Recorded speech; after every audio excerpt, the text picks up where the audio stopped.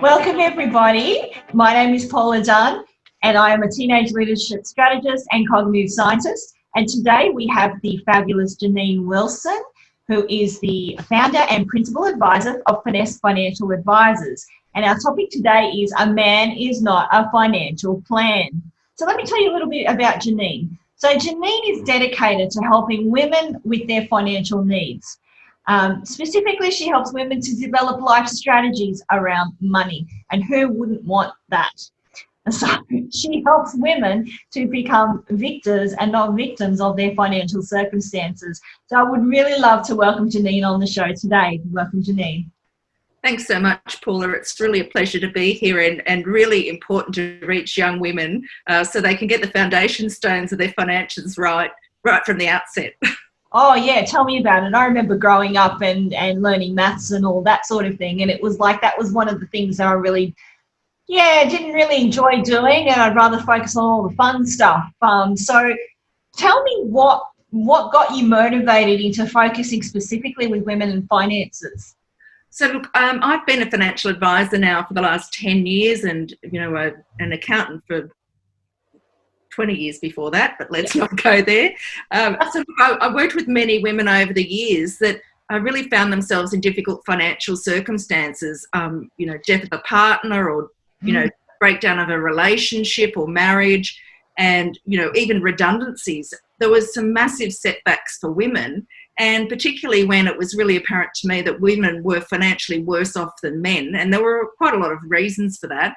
But I really started to pay attention to that, and I really work from the heart a lot, and so it really just felt very natural for me to fall into helping more women and help close that gap with women's finances. Yeah, and for a lot of us who've grown up with the knight in shining armour, and why is it a man not a financial plan? Oh, look, where do I start? I mean, there's a number of key reasons, and you mentioned the knight in shining armour, so let's start there. I know when I was a young girl and, mum and dad would sort of imply without saying directly that, I didn't need to worry about money. And, we were an average family. It wasn't that we had masses of wealth, but I didn't need to worry about money. And so that struck me as odd, but I came to realise what they really meant was that some guy, Prince Charming, would come galloping in on his beautiful white steed and sweep me off my feet and look after me forever, so I didn't really need to worry about money. But that is just so dangerous, financially for women. And, one of the key reasons for that is that, 50% of marriages in Australia are still ending in divorce, and that's first marriages. Second marriages, the stats on that are substantially higher, something like 75%.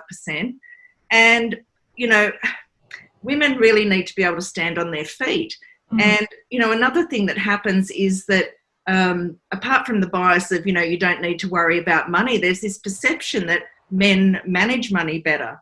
And, often women fall into the trap of letting their significant other look after the money. And so, they might be just signing forms or, we need a loan from the bank or whatever that is. And so they're not really connecting in with the money. And, to some extent, I feel like, that is to do with not really connecting in with the maths early on. Maybe mum or dad said, oh, I hate maths, and so it's sort of an out clause, if you like, that I don't need to worry about it. But it is important to really focus in on getting a grasp on the basics of money and the basics of investing, so that you can have a comfortable life, and that if your significant other passes away, and we'll talk about that shortly, but basically women are living substantially longer than men, so it's doubly important for women to make sure that at some future point they can really look after themselves financially. Yeah, no, it is very critical. And like for some of us who've grown up, say, of the Christian persuasion, where the thought of money is the root of all evil. And so, for those of us that kind of go, well, having that kind of mentality, how does that impact those women, in terms of not looking at money as a form of security because they think it's evil? Oh, That's an interesting question. I've I've not contemplated that before. Mind officially blown. Right, I'm a cognitive scientist. I think of all these things. I can only imagine. So, I guess, look, I don't know the answer to that, but what I would say is if I come back to, that whole STEM where, in the STEM community, they really love to get into that math side of things. So what I was talking about a moment ago in terms of there's actuarial tables and, survival probability. They come out every few years. And basically, if a woman is 55 years old today, then she's going to live another 31 or so years, but her male counterpart might only live for 27 years. Yeah. And when you look at the survival probability, the woman has a 61% chance of living well into her 80s, whereas the man only has a 46% chance of living into his 80s. And so you can imagine from those sorts of figures that you really need to worry about, as I said, you need to be able to stand on your own feet in the future and manage your money. And women are typically really great at managing the household budget, getting the groceries in and doing those sorts of things, day to day, week to week. But when it comes to things like investing, they're really frightened of it. And they're substantially more conservative. I could just roll out example after example of how substantially more conservative women are when it comes to thinking about investing. Absolutely. Yeah. Some of that stems from, being the homemaker. Traditionally you were talking about, the Christian or family values. Some of that comes back to being that homemaker. And so women typically want to have the security of the roof over their head first before they start thinking about investing. Yeah, and taking risks, yeah. I think one of the things I've learned, because, it was drummed into me when I was growing up that, I came from a working class family. So my dad worked, my mum was a housewife, not much education because they came out from Europe in the 1950s, so, post World War II. And one of the things my dad sort of drummed into me was that money was power. And so I guess for him, it kind of, the way he saw it was like, well, if you've got money, you control what happens to you. You can dictate the terms and conditions. But the way he played it, it sounded really negative. It sounded like controlling. So what I do, how I reframed it is that money gives you choices and opportunities. So, buying my first property was the hardest thing I've ever done in my life, because it was like the fear factor of, oh, what if I can't afford it? What if something bad happens? What if I lose my job? What if I get sick? What if this happens? So it's all these what ifs that lead to that feed the anxiety that we all feel. And again, what you're saying about women and wanting that need for certainty and that security and going, well, I can't buy anything unless I'm with someone. I mean, majority of my friends, my girlfriends we are Generation X, a lot of them didn't buy property until they found their partner. So then they all went into buying a property, and I was like one of the only ones that kind of went in and bought my own property by myself, and it was scary. And I went against the stereotype of my generation of doing that. Now it's more, acceptable that women can be empowered to do that. But is it not true that some of the statistics I heard about women over 50 can ultimately become homeless? There's a higher incidence of that because of not being financially secure. Oh, absolutely. It's I read a statistic recently, and I haven't researched it and checked its accuracy, but women over, I think it's 75, is 300% more likely to be homeless or destitute than the male counterpart. That's an extraordinary figure, honestly. And I think that being homeless is awful, not just because that you're homeless, but because you lack security and you can't rest properly. I mean, I would be there with one eye open. I don't know that I'd ever sleep if I found myself in that situation. And so, gaining access to resources is probably more difficult. There's only a limited amount of resources. And I think about right now, we're recording this today and, we're at the tail end of the COVID-19 pandemic, but so many women have, lost their jobs or lost access to even part-time work during this time. And, if we add on top of that they were already 30% behind, say, with their retirement savings, that's really troubling to me in terms of women and money. When I look at that, I think the average woman in Australia at 45 to 49, that sort of age group, their average superannuation would be around about 62,000, something like that. Oh, wow. Then you add on top of that they've potentially lost their job for a period of time. Their super's lower because they've only worked part-time or taken time out of the workforce to raise children and look after the household. And then the government, of course, came along with these lovely incentives of $10,000 withdrawal. And, some people might take 10,000, some people might take the whole 20,000.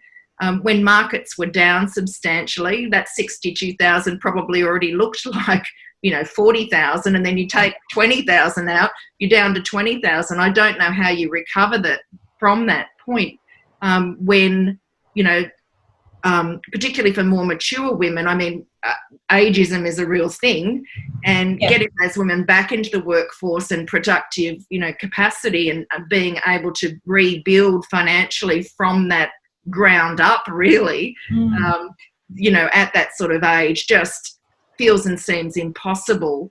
And so, that's a real concern. Just out of interest, there's a women's index in Australia called the Finesse Women's Index, and your listeners might want to tap into that. It really does talk about women's progress in Australia and the gender pay gap and the reasoning behind it. And there's a number of reasons, but we've already discussed. But another one is the absence of women in senior positions within businesses in Australia. At that executive or C-suite level.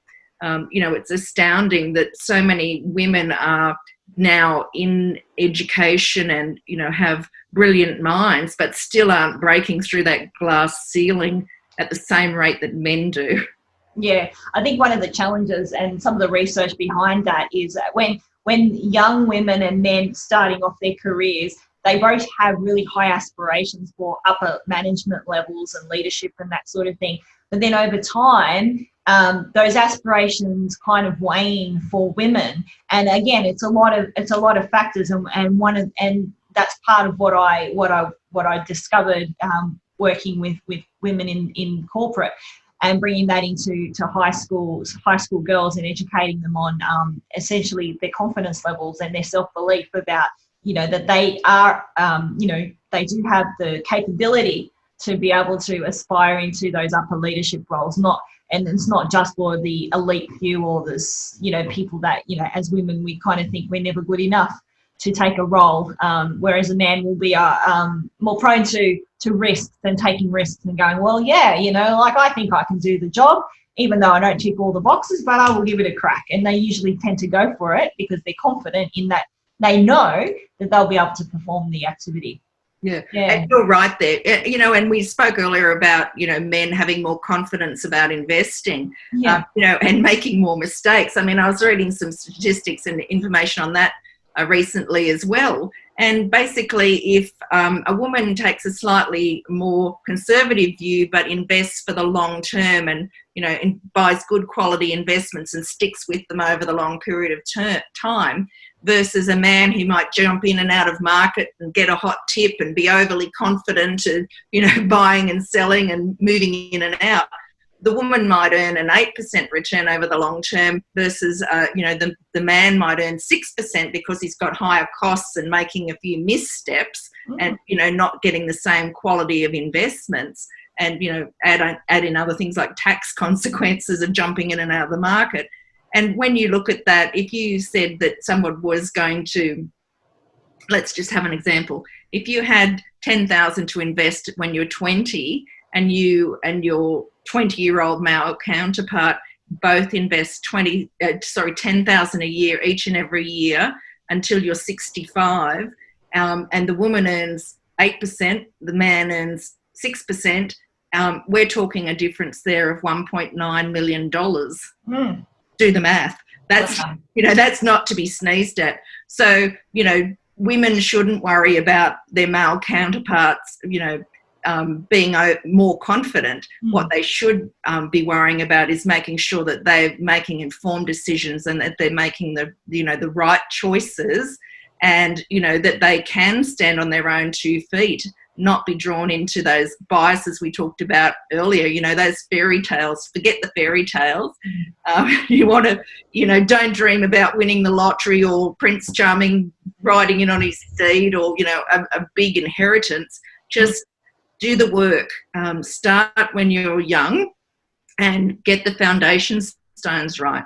Understand, and you don't have to start big. You can just start with watching the nightly news, or logging onto the ASX and doing a little course on share trading, or reading the real estate section of the the local newspaper, or whatever that might be, just to start to build your awareness and understanding gradually over time. And as you move into the workforce and you start earning money, then make sure that you're managing your costs and controlling your money and making appropriate decisions. And if you feel that you don't have confidence around that, we'll get some professional help. Yeah, absolutely. There's plenty of well-meaning people at the barbecue on the weekend, but they're not, those decisions they made, they always sound better than the real results, I think. Yeah, I think I totally agree. Like I remember growing up, my parents would say, "Oh, buy a house, pay it off, and then you'll be debt free," which is what they did. They, built a house. That was it. They lived in it for 60 years until they passed away. And the thing is, sometimes our parents or family members mean well, but that may not be the actually the best financial advice that you could be given. And just going back on my example of buying my first property, which I remember was a nightmare, and micromanaging everything and playing these games with the real estate agents, trying to get, all that sort of thing. Once I went through that and I survived, and I came out the other end going, oh, geez, nothing bad happens. My life is still the same, even though at the time the interest rates were 8% and half my salary was going to the mortgage. But now it's turned into an investment property, and I don't pay any out of pocket. Like, I don't pay anything out of my own pocket anymore. So it's being looked after on its own.